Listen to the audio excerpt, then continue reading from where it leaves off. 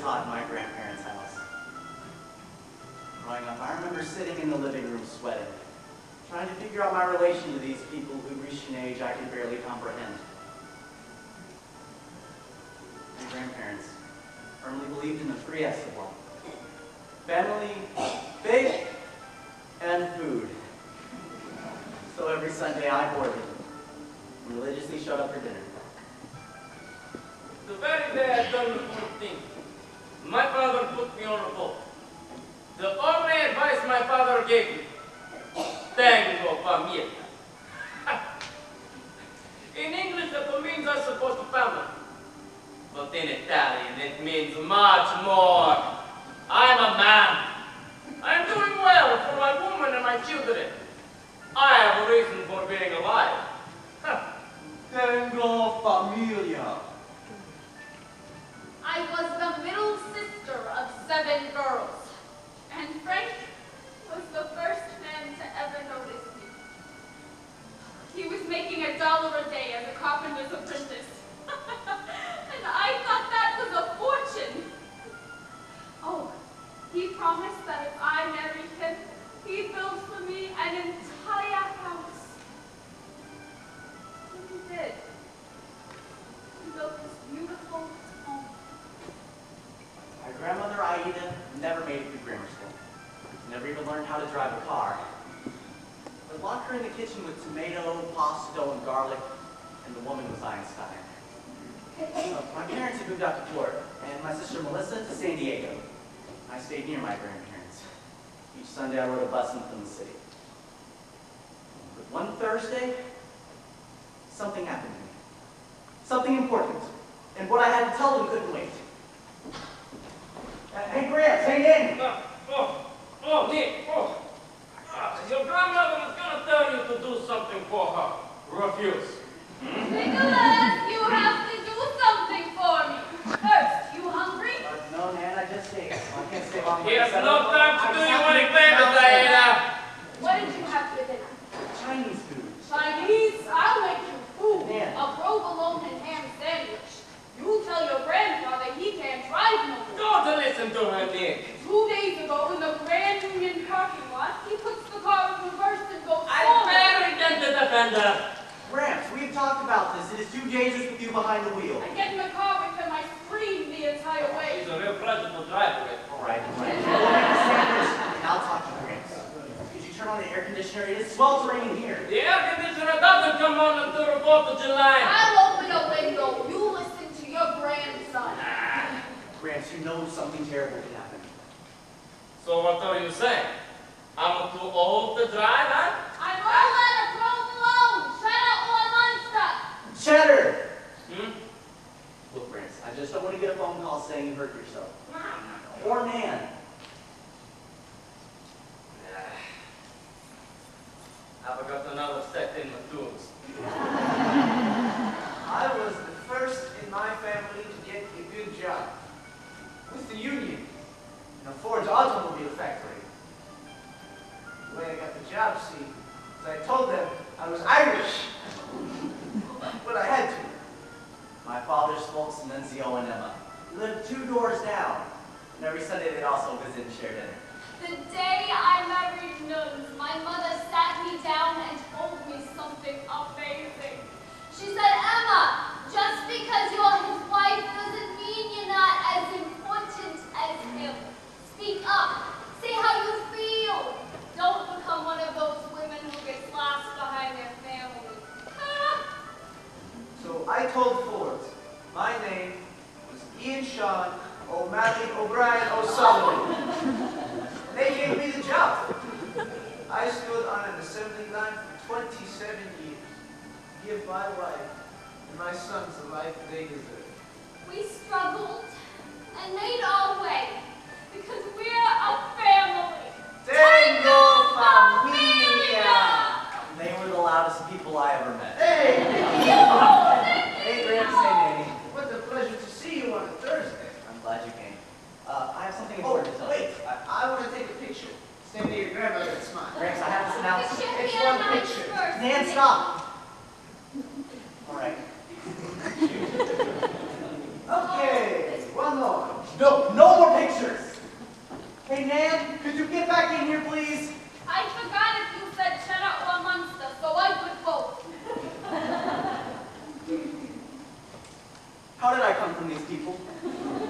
My parents I could understand, but these people? Nicholas ate Chinese food tonight. It's like eating cancer. They also told me I can't drive no more. Oh, good. The world just got safer. All right, everyone sit down now. I'd like to say what I have to say. He's getting married! No, I am not getting married.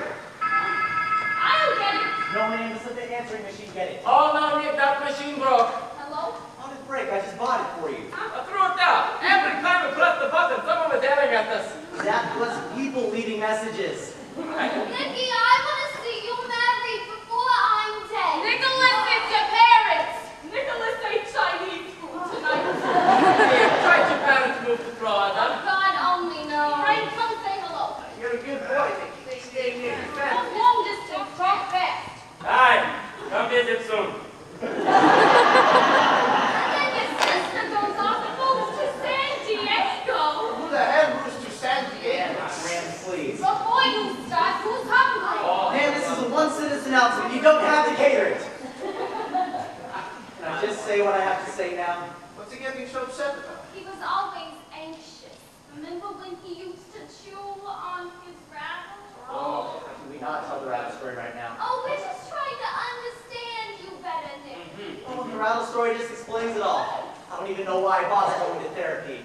Nicholas, you see your head doctor? Look, it's no big deal. It's just someone to talk to. Well, can't you just talk to us? How? I can't even get this announcement out. Okay, Nicholas, go ahead. Say your announcement. We're all listening very hard. Okay. Everyone quiet. Really stop this. I got offered a promotion at work. Wonderful, Nicholas, wonderful. Well, whatever the hell it is you do, we're damn proud. Now, the thing about the job is, well, it's in Seattle. Nicholas, is this true? But it's a promotion, right? And now would be the time. I'm young, unattached, so there's nothing really to keep me here. What about us? Well, I mean, except you. Nicky, So you're leaving? Moving, yes. Right. Leaving. Look, it's late. I have to catch the next bus back. Seattle. Not to worry. He won't go. You heard him. He said he wants to move away. No, he didn't say he wants to move. He said he had no reason to stay. So? So we give him a reason. Oh. I should tell him. I should tell him that the doctors did their tests and it's spread. I should tell him that if he takes the job, and he says goodbye, it'll probably be the last time we see each other. No one knows yet.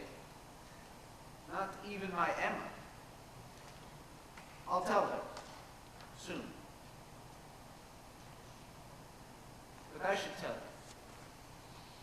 Well, then maybe he'd stay.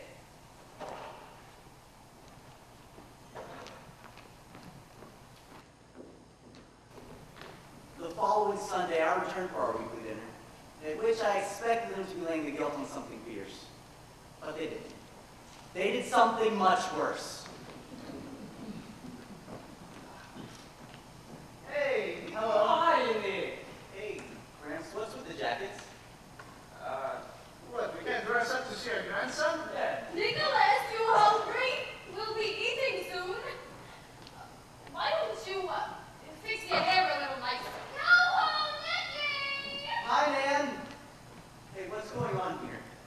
3 days ago, I told you about my promotion, and you were all miserable. I was like, I never even told you. What, man? How does your hair look today? I combed it into an afro, man. Right, look, something is going on here. Everyone's being too quiet. I'll get it. Why, who could that be? Why, it's Katlin O'Hare, the unmarried niece of my canasta pie. Katlin, come in. Why don't you stay for dinner? I knew there were so many of you, I would have brought 2 bottles of wine. Oh no, this is so thoughtful. Caitlin, I want you to meet my beautiful grandson, Nicholas. Hello? Hi, Nick. It's great to meet you. Oh, and I'm his other nanny. If you call her Emma, you call me Aida. Then I'm Nunzio. And I'm a friend. Well, it's a pleasure to meet you.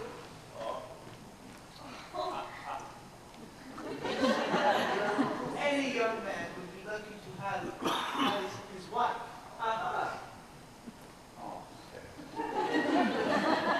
So, Caitlin, you're just in time for supper. Everything came beautiful. Just a minute.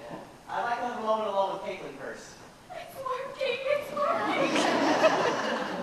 Okay. In case you haven't figured it out yet, this is a blind setup, so feel free to run back to bed. Yeah. I hate being 7 and it's my friend. It's no big deal. Besides, I gotta say, the dinner smells fantastic. That's their secret. They suck you in with the food. Very pretty, isn't she? I did good. Shall we say grace? Since when we say grace? Shut up and have company. Frank, say grace. All right. Everybody get ready. I'm gonna say grace. All right. Everyone's All blind. right. Okay. All right. Say grace, man. Bless us, O Lord, for these are thy gifts we are about to receive. Bless our lovely dinner guest and our lonely grandson. And may they find eternal happiness together. Gramps.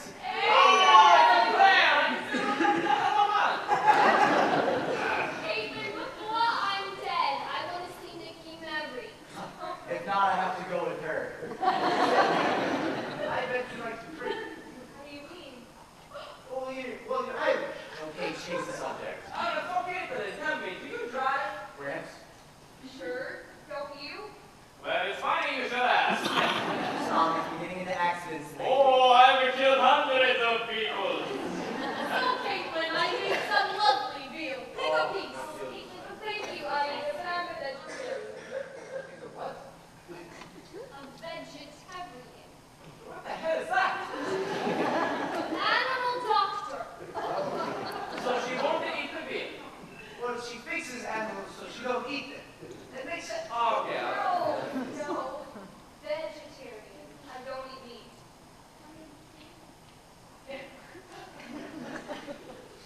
My job is I'm a nurse. She's an animal nurse. Well, whatever it is, it sounds very nice. Have some veal. Man, she doesn't eat veal. Aida, that's so sweet of you, but the vegetables really look so delicious. Just an extra forkful of those would be wonderful. No, the squash is beautiful from my garden. Looks fabulous. But you can serve it to the Pope. The Pope would eat the veal, too. Tell me, how come a pretty girl like you doesn't have a boyfriend? Well, Frank, I like to think that it's just that I haven't met the right guy lately. Maybe you did something with your hair. Man! Caitlin, I would like to take a minute and apologize for basically everything that's been said this afternoon. Ah, you said nothing bad. No, but we said anything bad. No, we've been delightful. Delightful? Now, Caitlin, don't mind Nikki. He just gets a little excited sometimes. That's okay. I like passionate people. See, we ain't loud. We're passionate. The thing which irritated me the most was that she actually seems terrific. When your grandmother sets you up, you have every right to be disappointed. So, Nick, say something attractive to Katlin. Frank, shush! Let the kids talk! Forgive me, you two. Pretend like we're not even here. Oh, like that's even possible. Now he's talking fresh. I'm not talking fresh. He's talking fresh. Gramps, quiet. I can't be quiet. I'm passionate. Oh, so Caitlin, are you having a nice time? Absolutely. Oh, we're so glad you came. You'll have to come again soon. We eat together every Sunday. We're a family. Actually, rather amazing. How many grown adults get to have dinner with all four of their grandparents? Oh, he's a lucky boy. It's like hitting the lottery. So, Caitlin, do you go to therapy like Nikki? All right. Are there any other personal revelations any of you would like to bring up? Should we tell the Rattle story?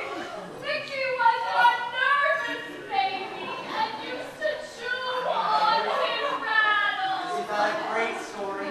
You know, he also got caught in the 9th grade smoking dope.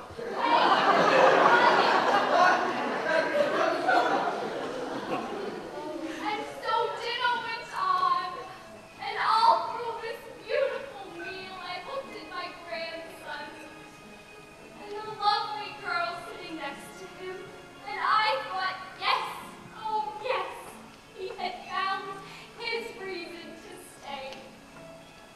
Oh, Katlin, we like you. We hope to see you again soon. I really had a great time. You're all so sweet. We're old. We're adorable. Whoa. Good night, everybody. Oh, come back anytime, So sweet. fast. Come back anytime. Oh, oh. Oh, bye, bye, bye.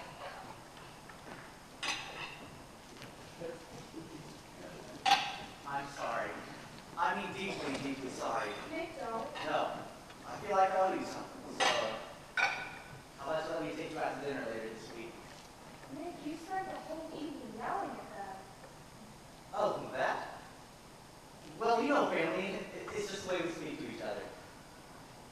So, dinner tomorrow night. Is something wrong? I'm sorry, Nick. I can't do